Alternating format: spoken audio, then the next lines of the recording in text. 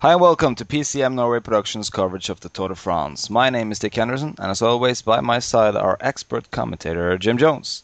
And today for the rest day report, we got Sporting Nonsense, who was a guest at the first rest day report, and also Crommy. Both of them are from PCMDaily.com users there, and Sporting Nonsense is an admin. So let's jump right into the action. Who was the best rider of the Pyrenees, or who came best out of the Pyrenees? Mark. Well, if we're looking at GC contenders, nobody really did anything. But if we're looking at overall performance, David Moncoutier pretty much secured the King of the Mountains jersey already. So I guess he must have good team managers or something, because he really did very well.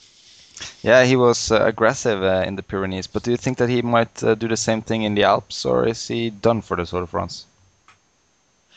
He'll probably keep attacking. Give him a King of the Mountains sprint and he'll go for it. So, Crommy, who do you think came best out of the Pyrenees? I think you definitely have to say Andy Schleck. He's looked comfortable throughout the whole Pyrenees. He's not done much, but nobody else has really been able to keep up with him very well. So I'm going to have to say Andy Schleck, not David Moncoutier, who's basically just everyone's letting go off and rack up mountain points. Yeah, nobody is contending him at that area. But what do you think, Jim? Cadel Evans, 1 minute 34 seconds behind Andy Schleck. Maybe he was the best rider that came out of the Pyrenees. No, I still think it's Andy Schleck. It was Andy Schleck who came best out of the Pyrenees, but it's still possible for Cadel Evans to get the victory of this Tour de France if he stays like this until the time trial. Mark, what do you think? 1 minute 34 seconds down. We already know that Cadel Evans is better than Andy Schleck in time trial. Is 1 minute and 34 seconds enough for Andy? It could be enough, but it might not be. So I think Andy Schleck would want to gain a little bit more time to be confident. But you never know. He could hold it off if he has a good day. So, Crommy, do Andy Schleck need to attack in the Alps to get more time, or is he comfortable with 1 minute and 34? Yeah, I think he definitely needs to attack, and I think he will attack and he will drop Evans. I think the only person who's going to come near him is Contador, and Contador is having a rubbish tour so far. But I think Contador may attack early and go on a suicide attack, and which I hope to see. But I think Andy Schleck is looking good to win the tour. I think he's going to attack in the Alps, and the time trial 1:34 is sort of maybe he'll win, maybe he'll lose. But if he's going to attack in the Alps, he's going to get more time. So I think this is definitely his to lose. Okay. So, Jim, what about Robert Rethink? 1 minute 53 seconds down from Andy Schleck. Is he good enough yet in the mountains to attack and gain time on both him and Cadel? Maybe it's possible to gain some time on Cadel Evans, but I don't think it's possible to gain anything on Andy Schleck in the mountains, to be fair. Yeah, so Sporting Nonsense, about Rethink, let's continue on a little bit with him. Could he get away?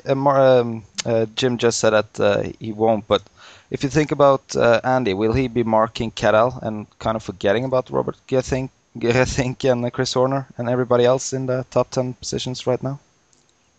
At this stage, I think Andy Schleck is just going to follow anything. I think it's too early to just focus on Cadel Evans, so if someone else attacks, he'll probably attack as well. So, but Robert Rethink isn't that good in time trial. Could that be a factor in his tactics in the Alps? It could help him, but then Andy Schleck isn't that good either, so it's not as if Andy Schleck is going to be completely defensive. Yeah, okay. So, Crommy, your take on the podium for Paris now. Like it stands right now, it's Andy Schleck, Cadel, and Robert Rethink. But you got people knocking on the door like Chris Horner, Vinokourov, and maybe even Basso and Samuel Sanchez. What are your take on the podium? Well, I think Chris Horner's probably the ride of the tour, given he's about 200, and he's still up there in fourth. He won the stage, didn't he, as well? He actually won the sprint as well, which was pretty incredible for him. I think he will, once we get into the high Alps, he will draw off a bit. I think Andy Schleck definitely won, Cadel Evans probably two. And then at the moment, I probably think Robert Hessink will probably stay in third, maybe challenged by Samuel Sanchez. Basso's not done particularly well so far, keeps getting dropped too early, but Sanchez has followed follow the groups, as has Nicholas Roche as well, I think. But I do think between Roche, Schanzhege and Hessink for the final podium place, but I do think Hessink will get it. Yeah, and speaking of Nicholas Roche and Ryder Hesjedal and all those other guys down there in the top 10. So moving on to the green jersey, the point classification. Eva Bosenhagen, we saw him yesterday taking the stage in front of Mark Cavendish, I think it was. He now got 254 points in front of Tale Ferrar, who got 189. Then it's Thor Hushovd and Mark Cavendish with 180, both of them. Is this classification already over, Crommy? I kind of think it is. Bosenhagen has looked ridiculously strong in the sprints. Cavendish, his train keeps failing miserably. The train's just too short and goes too early and then gets boxed in. And then Bosenhagen's just been ridiculously strong. And I can't see anybody catching him. I can't see him for our Hushovd. There's a bit of conflict there between who's leading. They're sort of splitting the points. If you gave all your points to one of them, they'd be miles ahead, but they're not. They've shared them out. And then Cavendish is just, his train's not working. Yeah, but is Mark Cavendish able to get a stage win in this year's Tour de France? Well, it's gone. It's all or nothing in Paris now. Mm-hmm. But can he do it? He hasn't been looking so strong. Well, he's been getting second places now. Mm-hmm. But Edvard Bosenhagen just seems to have the recovery stats to beat them all, even if he doesn't on paper have the speed. He's been showing that he has. Yeah, he survived the mountains better. Yeah. Basically. So, Crommy, we kind of cut you off. Anything to add? I think, Paris is a whole different matter. Given the roads ridiculously wide, I think the HTT train will probably be a little bit better. Mm-hmm. And I do think Cavendish would still be favourite for Paris, but it's a lost green jersey. It's only a stage win he's going for now. Yeah. So maybe he can save himself then in the Alps in the third week, all the way until Paris. Or what do you think, Jim? Now he doesn't have to worry about the intermediate sprints and everything. No, but as we've seen in the mountains, it doesn't seem like any team are really focusing on intermediate sprints. They're sort of just riding the race without caring about the intermediate sprint. So I think every sprinter will sort of lean back and relax until Champs-Élysées. Yeah. So moving on to the youth classification, where Robert Geesink is leading in front of Roman Kreuziger with 1 minute and 23 seconds. Is this classification also already over, Mark? Well, 4.5 minutes is a lot of time, and Geesink seems to have been climbing amongst the best of them, whereas Kreuziger, he had that great solo stage at Italy, but beyond that, I think Vinokourov is Astana's leader, so he doesn't have the freedom to try and gain time back on Geesink. So it does look very good for Geesink at the moment, because Jerome Koppel probably doesn't have the climbing to really make any ground on him. Yeah, and Crommy, speaking of Jerome Koppel, 4 minutes 31 seconds. Is it possible for him to go in a break and then gain time and then maybe take Geesink in Grenoble on the time trial? It's certainly a possibility. It's something he really should definitely think about. I think the team manager, Serge Jean, should definitely make it a possibility. I think during the Alps, he's got to be aggressive. He's got to try and get in a break, try and bring back some time. But in the youth classification, the person I'm most disappointed with is Rigoberto Urán, who's been terrible, really. He's 24 minutes down Hessink, which just he should be a lot better. Yeah, but maybe he's been working for Bradley in the course of the Pyrenees. Yeah, but then you got Kreuziger, who's only 4 minutes down, and he's been working for Vinokourov. So it's a very big time loss, even if you are helping out Bradley. Mm-hmm. I think, to be fair to Urán, he did lose a lot of time on that stage that Contador lost time, and he just never really recovered.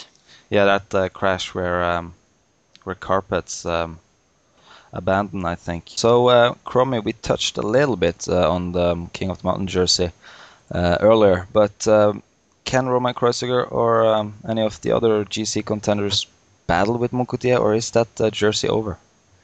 Well, with the change in the way the points are given out, there's a lot of points on offer for summit finishes this week.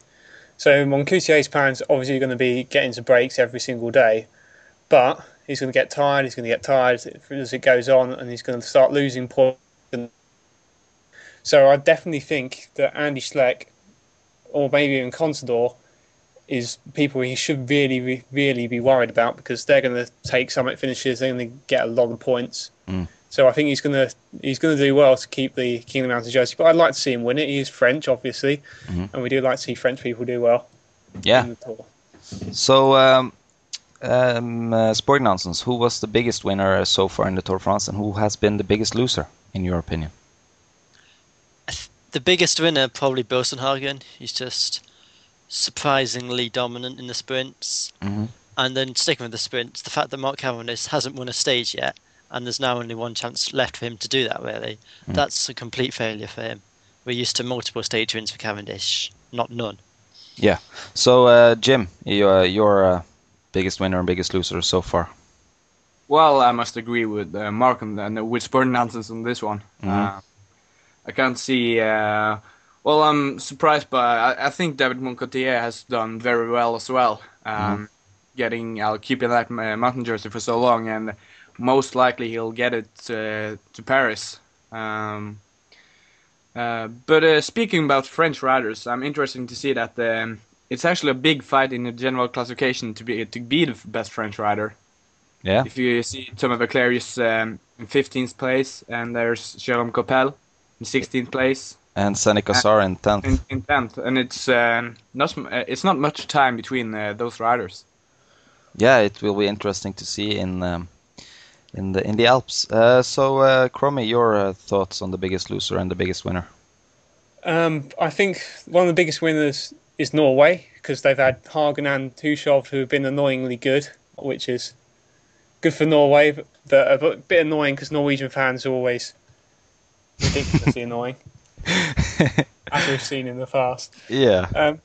I think also a big winner has been Chris Horner. He's been. Yeah. I've never said he'd be fourth. I also think another big winner is last place Anthony Delaplace. He's got the Lantern Rouge. He's got a 4-minute gap. He's going quite well. He's got some big competition though.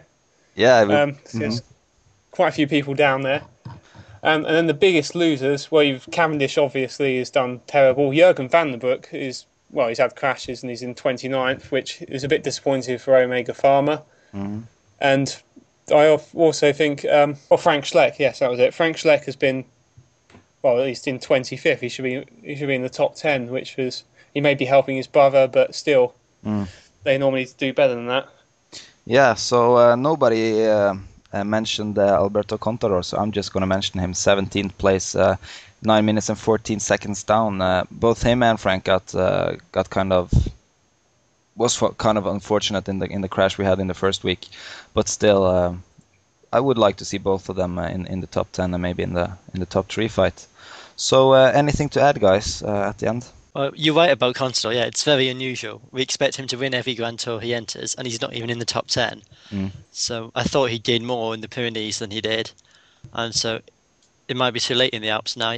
It might be a struggle for him even to make the top 10. He needs 6 minutes even to get into about 10th. Yeah, he's still got time. I reckon Alpe d'Huez will probably see a big attack from him. Yeah, because people are going to give him a bit more space, given he's 9 minutes down. So I reckon he'll get put in a big attack somewhere. Yeah, Jim, anything to add? No, nothing really. Just okay. Nothing about John Gadway. No. I was waiting for him to mention him, but he's 24th in general classification. If he does like a really good breakaway, he can maybe be in the fight for the best French rider. Yeah, he can pull off an Oscar Pereira Rocio. Yeah, and he will most likely win up to Alpe d'Huez. Okay, so on that bombshell, it's time to finish our rest day report. Thank you all for watching, and stay tuned for more. Arrivederci.